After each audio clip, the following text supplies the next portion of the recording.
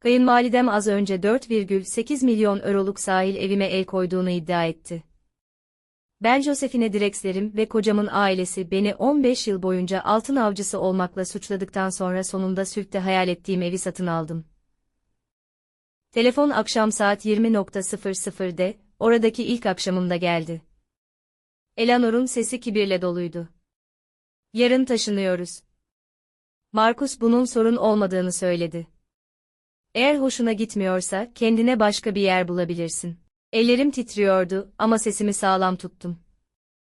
Yaptığım onca fedakarlıktan sonra, kariyerimi kurduktan sonra, her aile buluşmasında bir hizmetçi gibi muamele gördükten sonra bu artık dönüm noktasıydı. Şimdi size onların kibirini nasıl hayatlarının en büyük aşağılanmasına dönüştürdüğümü anlatacağım. 3 Ekim benim özgürlük günümdü. Teknova AG'de 15 yıl boyunca haftada 80 saat çalıştıktan sonra istifamı verdim. Yönetim kurulunun yüzündeki şok, tazminatımı gördüklerinde neredeyse her şeye değdi. Milyonlarca euro değerinde bonuslar ve hisse opsiyonları. Bilmedikleri şey ise şuydu. Zaten bir DAX şirketiyle 18 aylık, 8,5 milyon euroluk bir danışmanlık sözleşmesi imzalamıştım. Meridian Global'in CEO'su ve mentorum Victoria Steiner bana gerçek değerimi yansıtan bir teklif yapmıştı. İşin ironik tarafı, kayınvalidem Eleanor 15 yıl boyunca herkese benim sadece ofiste oyunlar oynayan bir sekreter olduğumu anlatmıştı. Gerçek von Berg ki bu asalet ünvanı kadınlarının çalışmasına gerek yoktur, derdi sürekli kullandığı kızlık soyadıyla. Hayır etkinliklerinde bana kanepeler servisi yaptırır, beni Marcus'un şehirde küçük bir işi olan karısı diye tanıtırdı. O sırada ben milyarlarca euroluk operasyonları yeniden yapılandırıyordum. Ama kendimi savunmanın anlamsız olduğunu öğrenmiştim. Marcus ise her zaman sessizce yanında otururdu. Bu durum yakında değişecekti. Sülk'teki mülk nefes kesiciydi. 4 yatak odası, Kuzey Denizi'ne bakan yerden tavana pencereler. 4,8 milyon euro. Parayı nakit ödedim ve yeni kurduğum Drexler Consulting anonim şirketi üzerinden satın aldım. İmzalar tamam, Frau Drexler. Tebrikler, dedi avukatım Doktor David Wagner. Tapu tamamen sizin anonim şirketinize kayıtlı ve kullanım şartları çok net. Sadece kayıtlı mülk sahibi ve açıkça davet edilen misafirler burada bulunabilir. Yetkisiz kullanım haneye tecavüz sayılır. Mükemmel. Anonim şirketi yapısı sadece vergi için değildi. Aynı zamanda kalkanımdı. Eleanor Marcus'un sahip olduğu her şeyi aile malı gibi görürdü. Ben ise tartışılmaz sınırlar istiyordum. Marcus'a evden henüz bahsetmemiştim. Zaten giderek uzaklaşmıştık. O her zaman annesinin emrindeydi. Ben ise bir imparatorluk kuruyordum. Evde son derece modern bir güvenlik sistemi vardı. O ilk akşam terasta durup güneşin denizin içinde kayboluşunu izlerken, 15 yıldır ilk kez huzur hissettim. Aşağılanmalar düğünümüzde başlamıştı. Eleanor herkesin önünde gerçek aile kadınlarının çalışmasına gerek yoktur demişti. 2019 Noel'i özellikle berbattı. Talimatları takip etmekte iyi olduğun için mutfağa git, diyerek beni mutfağa göndermişti. Marcus beni kilerde ağlarken bulmuş ve sadece şunu söylemişti. Onu görmezden gel Josie. Böyle daha kolay. Ama Eleanor'un hiç bilmediği bir şey vardı. Victoria Steiner kariyerimi yakından izliyordu. Eleanor beni her aşağılayışında Victoria bana daha büyük projeler veriyordu. 8 Eylül'de Victoria'dan gelen e-posta hayatımı değiştirdi. 18 ay için 8,5 milyon euro. Büyük şirket etkinliklerinde artık baş strateji danışmanı olarak açıkça anılacaktım. Artık gölgede değil. Victoria ayrıca kişisel bir not eklemişti. Eleanor von Berg'in seni 3 galada nasıl küçümsediğini gördüm. Bu ortaklığı açıkladığımızda Steiner dünyası gerçek değerini görecek. Taşınma için gizli bir şirket tuttum. Sülk'teki yeni ofisim önceliğimdi. Komuta merkezim olacaktı. Ana yatak odası ise sığınağım. 2 hafta boyunca tamamen yalnız kalmayı planlamıştım. Marcus 3 gündür ortadan kaybolduğumu bile fark etmemişti. Annesinin gala organizasyonuna yardım ediyordu. Eleanor'un bunu öğreneceğini tahmin etmeliydim. Ben mobilya seçerken Eleanor Marcus'un ev ofisinde onun e-postalarını karıştırıyordu. Ev satın alma bankası onayını buldu. Yanlışlıkla Marcus'un e-postasına da gönderilmişti. Emlakçıya beni taklit ederek telefon etti ve Sült adresini aldı. Sonra kendi hikayesini yaymaya başladı. Kızını, kız kardeşini ve arkadaşlarını aradı. Marcus'un annesine bir sahil evi aldığı ve nankör Josephine'in bunu ondan almaya çalıştığını anlattı. Hatta özel Facebook grubunda bile paylaştı. Çok şanslıyım. Harika oğlum bana Sült'te bir ev hediye etti. Bazı insanlar, kimin olduğunu biliyoruz, drama çıkarmaya çalışıyor ama aile her zaman kazanır. Onun zihninde ev zaten ona aitti. Telefon akşam 20.00'de, cennetteki ilk akşamımda çaldı. Josephine, Eleanor'un sesi tatlı zehir gibiydi. Yarın taşınıyoruz.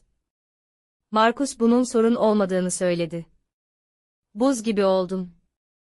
Ne dediniz? Sült'teki ev.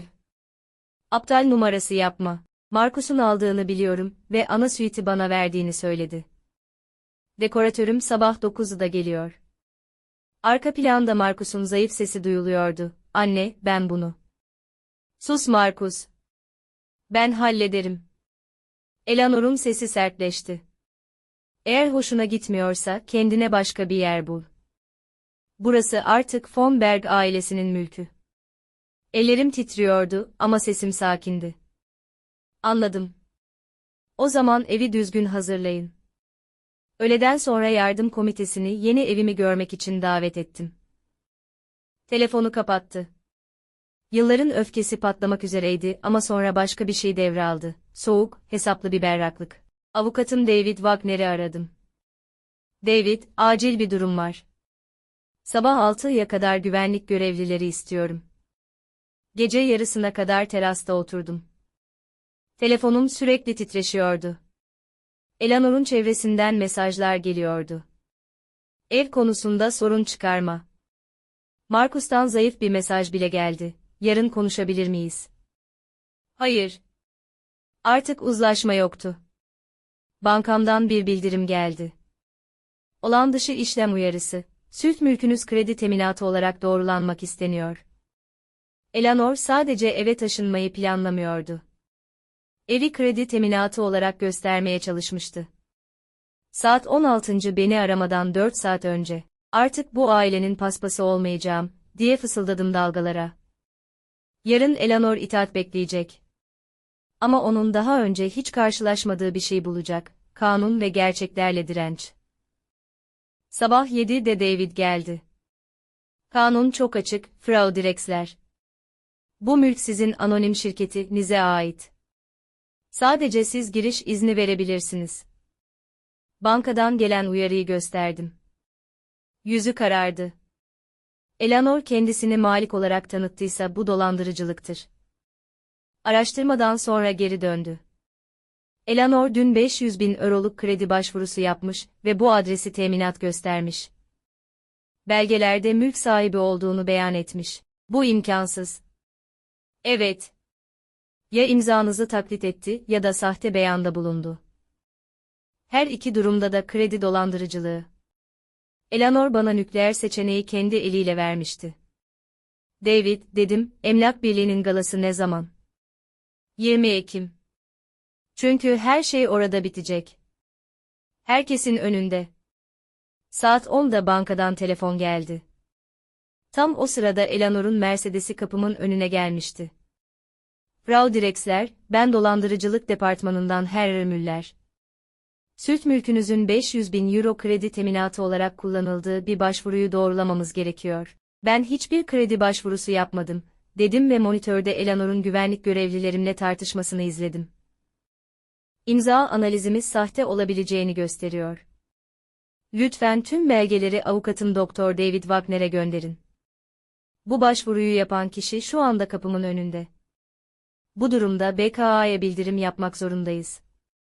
Monitörde Eleanor'un bağırdığını gördüm. Arkasında bir taşınma kamyonu ve yardım komitesinden 3 kadın bekliyordu. David'in telefonu titreşti. Bankadan gelen e-posta. İkimiz de kanıtlara baktık. Eleanor benim adımı 5 farklı belgede taklit etmişti. Ekli güvenlik kamerası görüntüsünde, Grünwald'daki banka şubesinde masada otururken açıkça görünüyordu. Bu inanılmaz derecede aptalca, dedi David. Bunu kameraların önünde yapmış. Kurallar onun için hiçbir zaman geçerli olmadı, diye cevap verdim.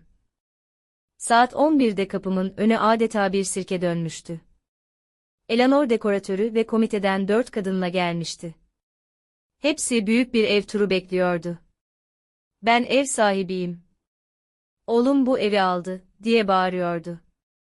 Her şeyi ofisimden izliyor ve kaydediyordum. Komitedeki kadınlar belirgin şekilde huzursuz görünüyordu. Eleanor, belki bu bir yanlış anlaşılmadır, dedi Başkan Patricia Winkler. Tek yanlış anlaşılma, diye çıkıştı Eleanor, gelinimin aile mülkleri hakkında söz sahibi olduğunu sanmasıdır. Sonra en büyük hatasını yaptı. Kameraların önünde taşınma kamyonundan bir levye çıkardı ve kapı kilidine saldırdı. Güvenlik görevlisi hemen acil hattı aradı. Deniz Caddesi 12'de izinsiz giriş ve hırsızlığa teşebbüs. Sirenleri duyunca Eleanor'un yüzü bembeyaz oldu. Taşınma kamyonunun şoförü hemen kaçtı. Hanımefendi, dedi güvenlik görevlisi sakin bir sesle, polis gelmeden kapıdan uzaklaşmanızı tavsiye ederim. Ama Eleanor kilide vurmaya devam etti. Polis geldiğinde kilit kırılmıştı. Polis ifade alırken Eleanor sosyal medyada kendini mahvetti. İnanılmaz. Yeni sahil evimdeyim ve nankör gelinim beni dışarıda bıraktı. Sonra Instagram'da canlı yayına geçti ve kaderini belirleyen açıklamayı yaptı. Merak etmeyin. Gelecek hafta Alman Emlak Birliği'nin galasında, altın sponsor olarak bu arsa hakkında gerçeği ve gelinimin oyunlarını açıklayacağım. David gala detaylarını araştırdı. Yer, Hotel Adlon, Berlin. 800 davetli. Tema, emlak sektöründe dürüstlük. Ana konuşmacı, Victoria Steiner. Eleanor az önce kendi kamuya açık rezilliğini ilan etti, dedi David. Victoria'yı aradım. Ana masada oturacağımı ayarlayabilir misin? Tamam, dedi. Sonraki günlerde mühimmat topladık. Banka dolandırıcılık girişimi hakkında yeminli beyan hazırladı. Hatta Eleanor'un komitesinin başkanı Patricia Winkler beni aradı. Elimde görüntüler var. Eleanor anonim bağışları kendisi yapmış gibi gösteriyor. 20 Ekim'de Berlin'deki Hotel Adlon'a geldim. Balo salonu ışıl ışıldı. Eleanor pahalı bir Chanel elbiseyle fotoğraf flaşlarının ortasındaydı. Von Berg adı mükemmellik demektir, diyordu bir yatırımcıya. Yeni sülh mülkümüzü görene kadar bekleyin. Beni görünce yüzü gerildi. Bu burada ne yapıyor? O Eleanor, dedim sakin bir şekilde ana masaya yürürken. Benim ana konuşmacının onur konu olduğumu bilmiyor muydunuz? Yanındaki Markus'un yüzü bembeyaz oldu. Almanya'nın en etkili insanları salondaydı. Sunucu konuştu, lütfen altın sponsorumuz Eleanor von Bergirex'leri alkışlayın. Eleanor sahneye çıktı. Teşekkür ederim. Von Berg adı mükemmellik demektir. Bu mirası sürdürüyoruz. Buna Sült'teki yeni satın aldığımız muhteşem sahil mülkü de dahil. Salon alkışladı. Gelecek ay hepinizi açılış partimize davet etmek isterim. Gözleri benimkileri buldu. Bazı insanlar bizim dünyamıza para ile girebileceklerini sanıyor. Ama gerçek sınıf satın alınmaz, miras alınır. Sunucu, teşekkürler Frau Drexler. Şimdi ana konuşmacımız Victoria Steiner. Victoria sahneye çıktı. İyi akşamlar. Bugün değer hakkında konuşmak istiyorum. Gerçek değer. Miras kalan ayrıcalık değil, kazanılmış uzmanlık. Eleanor'a baktı. Bu değeri temsil eden birini onurlandırmak istiyorum. Arkamdaki ekran değişti. Benim portre fotoğrafım çıktı. Başlık, Josephine Drexler. Baş strateji danışmanı Meridian Global. Sözleşme değeri, 8,5 milyon euro. Salon sessizliğe gömüldü. Victoria devam etti. Uzmanlığı Teknova AG'ye tek bir çeyrekte 40 milyon euro kazandırdı. Josephine, sahneye gelir misiniz? Ayağa kalktım ve Eleanor'un yanından geçtim. Donmuş gibi duruyordu. Salon alkışlarla patladı. Bu sözleşme, dedi Victoria, Meridian tarihindeki en yüksek danışmanlık ücretidir. Çünkü gerçek değer saklanamaz. Eleanor sonunda konuşabildi. Mikrofon hala açıktı. Bu imkansız. O sadece. O hiç kimse. Bütün salon bunu duydu. Victoria soğuk bir gülümsemeyle cevap verdi. Frau von Bergerexler, az önce herkesin dünyadaki yerini bilmesi gerektiğini söylememiş miydiniz? Ama Victoria bitirmemişti. Josephine yakın zamanda önemli bir emlak yatırımı yaptı. Sült'te 4,8 milyon euroluk bir mülk. Ekran tekrar değişti. Tapu belgesi çıktı. Sahip, Drexler Consulting Anonim Şirketi. Tek ortak, Josephine Marie Drexler. Bu ev onun, dedi Victoria. Sizin değil. Seyircilerden biri bağırdı. Frau von Berg. Patricia Winkler ayağa kalkmıştı. Victoria devam etti. Josephine Drexler bu mülkün tek yasal sahibidir. Eleanor sahneden inmeye çalıştı ama iki güvenlik görevlisi yolu kapattı. Bu bir yanlış anlaşılma olmalı, diye kekelemeye başladı. O sırada bir adam ayağa kalktı. Bankadan Herr Müller. Frau Josephine Drexler bu evi nakit olarak anonim şirketi üzerinden satın aldı. Ama Frau Eleanor von Bergerexler ile bir kredi başvurusu hakkında konuşmamız gerekiyor. Salon sessizliğe büründü. Dün yaptığınız 500.000 euro kredi başvurusu. Size ait olmayan bir mülkü teminat göstererek. Üstelik sahte imzalarla. Salonda dehşet dolu bir uğultu yükseldi. Güvenlik görevlisi fısıldadı. Polis yolda. Markus ayağa kalktı. Anne, ne yaptın? Müller bir dosyayla sahneye çıktı. Ekranda banka güvenlik kamerası görüntüsü oynatıldı. Eleanor belgeleri imzalarken açıkça görünüyordu. Bu görüntülerde Frau Eleanor von Bergerexler, 500.000 euro kredi başvurusu için imza sahteciliği yaparken görülüyor. BKA bilgilendirildi. Bu kredi dolandırıcılığı ve belge sahteciliğidir. Eleanor mikrofonu kaptı. O bana borçlu. Oğlumu ben büyüttüm. O para benim hakkım. Salon onun itirafını duydu. Victoria soğukkanlı bir şekilde dedi ki, sanırım buna suç itirafı denir. İki polis memuru salona girdi. Markus ayağa kalktı. Anne, karımın hayatını 15 yıl cehenneme çevirdin ve şimdi kameralar önünde dolandırıcılık yaptın. Artık seni korumayacağım. Eleanor çığlık attı, korkak. Baban senden utanırdı. Hayır anne, dedi Markus. Sen onun mirasını yok ettin. Polisler yaklaştı. Hanımefendi bizimle gelmeniz gerekiyor. Bana dokunmayın. Patricia Winkler ayağa kalktı. Komite oy birliğiyle sizi tüm görevlerinizden derhal uzaklaştırdı. Dernek başkanı ekledi, sponsorluk iptal edildi. Ömür boyu yasaklandınız. Polisler onu götürürken mikrofonu aldım. Bir seçimim var, dedim. Dava açabilirim ya da uzlaşma teklif edebilirim. Eleanor dondu kaldı. Ama önce, dedim, kamuya açık bir özür borçlusunuz. Polisler onu geri getirdi. Titriyordu. Özür dile, dedim. Yalan söyledim, imzaları taklit ettim, bu yanlıştı.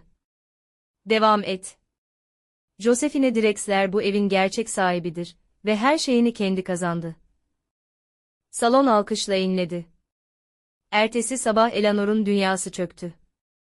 Banka hesaplarını dondurdu. Emlak odası lisansını iptal etti. Country Club üyeliğini sonlandırıldı. 3 yardım kuruluşu onu kovdu. Gala videosu milyonlarca kez izlendi. Başlıklar acımasızdı. High Society dolandırıcılığı. Galada canlı yakalandı. Markus bana mesaj attı. Avukatı 5-10 yıl hapis riski olduğunu söylüyor. Ölene kadar Eleanor her şeyini kaybetmişti. 3 gün sonra Markus kapıma geldi. Seni yıllar önce savunmalıydım, dedi. Korkaktım. Ailesi ondan uzaklaştı. Vasiyetten çıkarıldı. Marcus terapiye başladı. Affetmeni beklemiyorum Josie. Ama bunu hak etmek istiyorum. Benim kariyerim patladı. DAX şirketlerinden teklifler, sen, Gallen Üniversitesi davetleri ve 7 haneli kitap anlaşması geldi. Yeni günlük ücretim, 15.000 euro. Forbes beni şöyle adlandırdı, değerini geri alan kadın. David uzlaşma şartlarımı Eleanor'a sundu. 24 saat süre. 500 metre kalıcı uzaklaştırma. Frankfurter Allgemeine ve Handelsblatt'ta tam sayfa özür. 200 saat zorunlu terapi. Dolandırıcılığın tüm masraflarını ödeme. İmzaladı. 3 gün sonra özür yayımlandı. Ben Eleanor von Bergerexler, Josephine Drexler'e 15 yıllık zorbalık ve suç teşkil eden dolandırıcılık için kamuoyu önünde özür diliyorum. Marcus ve ben çift terapisine başladık. Yeni bir evlilik sözleşmesi yaptık. Servetim tamamen korundu.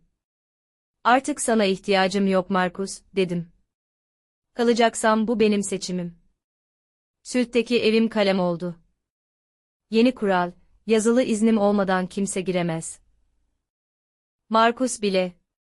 6 ay sonra, şirketimin cirosu 12 milyon euro. Marcus değişmişti. Bir konferansta kendini şöyle tanıttı, Josephine Drexler'in kocası.